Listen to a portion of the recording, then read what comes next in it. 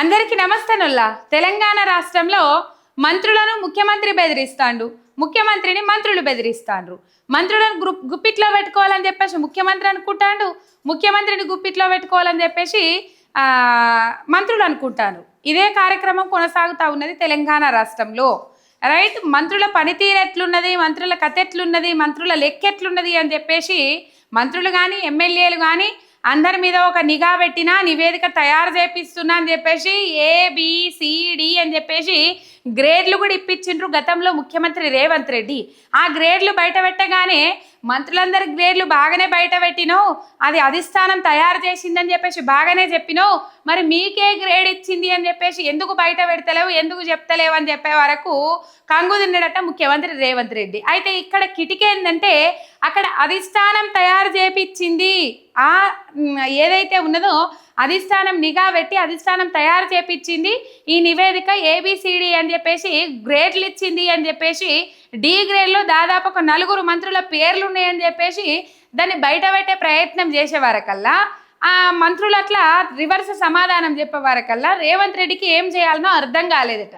ఒకవేళ ఈ A B C D report ఏదైతే ఉన్నదో ఆ రిపోర్ట్ను వీళ్ళందరూ అధిష్టానం దగ్గరికి తీసుకుపోయి ఇగో ఏబిసిడి రిపోర్ట్ అని చెప్పేసి బెదిరిస్తున్నారు అని అంటే బూమరాంగ్ అవుతుంది, మళ్ళీ రేవంత్ రెడ్డి మెడక చుట్టుకుంటుంది. దాంతో అక్కడికే గప్చుపైనరు ముఖ్యమంత్రి రేవంత్ రెడ్డి. ఇక మళ్ళీ ఈ ఏబిసిడి గ్రూప్ గురించి ఎక్కడా ప్రస్తావనది ఇయ్యలే. అప్పటి నుంచి ఇప్పటిదాకా దాదాపు ఒక 3 నెలల పొద్దు అవుతుంది కావచ్చు. ఈ 3 నెలల పొద్దుకు మళ్ళీ అంశం తెర మీదకి తీసుకొచ్చిండ్రు ముఖ్యమంత్రి రేవంత్ రెడ్డి. అందరు మంత్రులను పిలిపించిండ్రట, పిలిపించి ఒక ముచ్చట చెప్పిండట. ఇగో మీ మీద ఇంటెలిజెన్స్ నిఘా ఏర్పాటు చేసి మీ అక్రమ వ్యాపారాలు ఏవైతే ఉన్నాయో వాటి మీద ఒక నివేదిక తయారు చేపించినా అని చెప్పేసి చెప్పంగానే మంత్రుల నుంచి పెద్ద రెస్పాన్స్ లేదట.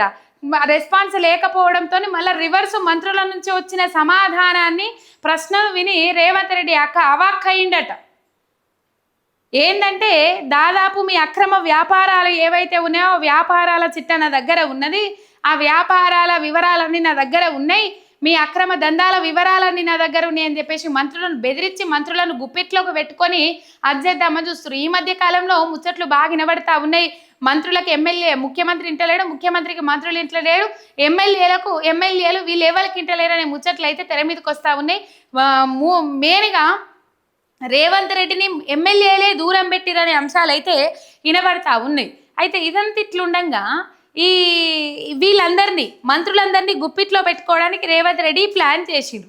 ఈ ప్లాన్ చేసి అంతకుముందు మనం చూసిన ఒక 2 మంత్రులై 6 మంది మంత్రులై, ముందుగా 2 మంత్రులై తర్వాత 6 మంది మంత్రులై వెనక సిరి 24 మంది ఎమ్మెల్యేల ఫోన్లను ట్యాపింగ్ చేపించిండ్రు రేవంత్ రెడ్డి అనే ముచ్చట్లు తెర మీదకి వచ్చినప్పుడు అవును ఫోన్లు ట్యాపింగ్ చేసుట్లో తప్పేం లేదని చెప్పేసి రేవంత్ రెడ్డి కూడా ఒప్పుకోవడం జరిగింది కదా. అయితే ఈ అంశాలన్నీ మాట్లాడుకుంటా రేవంత్ రెడ్డి ఈ ముచ్చట చెప్పినప్పుడు మీ అక్రమ వ్యాపారాల చిట్టా మొత్తం నా దగ్గర ఉన్నది, స్పెషల్ ఇంటెలిజెన్స్ నిఘా పెట్టి ఆ వివరాలన్నీ తెప్పించుకున్నా అని చెప్పే వరకు వాళ్ళు స్పందించకపోగా రిటర్న్ క్వశ్చన్లు అడిగినరు. భూదందాలు మీరు ఇంకా ఫోన్ ట్యాపింగ్ చేసిన వివరాలు ఆధారాలు ఇంకా మా దగ్గరనే ఉన్నాయి, మీ భూదందాల వివరాలు మా దగ్గరనే ఉన్నాయి, మీ అక్రమ ఆస్తులు సంపాదనల వివరాలు కూడా మా దగ్గర ఉన్నాయి, చిట్టా మొత్తం మా దగ్గర ఉన్నది అని చెప్పేసి మరి మీ తమ్ముళ్ళ భూదందా మీద మీరు ఎటువంటి చర్యలు తీసుకున్నారు అని చెప్పేసి రివర్స్ మంత్రులు ప్రశ్నలు అడిగే వారకల్లా అవాక్కైన ముఖ్యమంత్రి రేవంత్ రెడ్డి గారు అక్కడి నుంచి వాళ్ళకి సర్ది చెప్పి తప్పించుకునే ప్రయత్నం చేసిండ్రట, జారుకునే ప్రయత్నం చేసిండ్రట. మొత్తం మీద తెలంగాణ రాష్ట్రంలో జంగం రాసుకుంటే బూడిద రాలినట్టు వీళ్ళు కలిసి తెలంగాణ ప్రజలకు చేసేది ఏమీ లేదు. కానీ తెలంగాణ ప్రజలకు ఏమీ చేయకుండా అక్రమ వసూళ్లకు అక్రమ సంపాదనలకు కేర్ ఆఫ్ అడ్రస్గా కాంగ్రెస్ పార్టీ మారిపోయింది. మన సంపదనంతా కొల్లగొట్టి వేరే రాష్ట్రాలలో అడ్వర్టైజ్మెంట్లకు పెడతా ఉన్నారు, ఎన్నికలకు పెడతా ఉన్నారు, కాంగ్రెస్ పార్టీకి చేరవేస్తా ఉన్నాడు ముఖ్యమంత్రి రేవంత్ రెడ్డి అనే అంశాలు కూడా తెర మీదకి వస్తా ఉన్నాయి. దానికి సంబంధించిన వీడియో ఇంకోటి మనం చెప్పుకుందాం.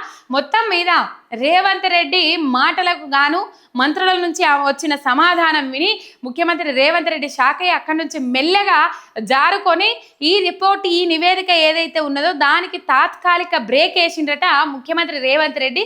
మరి మొత్తం మీద మంత్రుల దగ్గర ఏ వివరాలు ఉన్నాయి, ఏం కథ, నా అక్రమ దందాలు భూదందాలు వసూళ్లు నా తమ్ముల భూదందాలు ఏమేమి వివరాలు ఉన్నాయి, నిజంగానే ఉన్నాయా, వీళ్ళు బెదిరిచ్చిర్రా అని తెలుసుకున్న తర్వాత ఈ నివేదికను బయట పెడతారా లేకపోతే ఈ నివేదికను మొత్తం ఆపేస్తారా అనేది రేపు చూడాలి. మొత్తం మీద వాళ్ళని వీళ్ళు బెదిరించుకుంటా వాళ్ళు బెదిరించుకుంటా ఇదే విధానంతో పోతా ఉన్నారు. ఒకరికొకరు తోడు దొంగల్లాగా దొంగలకు సద్దులు కట్టేటోళ్ళ లెక్క వ్యవహరించుకుంటా ముందడికి పోతా ఉన్నారు తెలంగాణ రాష్ట్రంలో కాంగ్రెస్ పాలనా నాయకులు. ఒక సబ్స్క్రైబ్ చేసుకొని సపోర్ట్ చేయండి. మీ ఎంఆర్ మీడియా తెలంగాణ శనార్థి.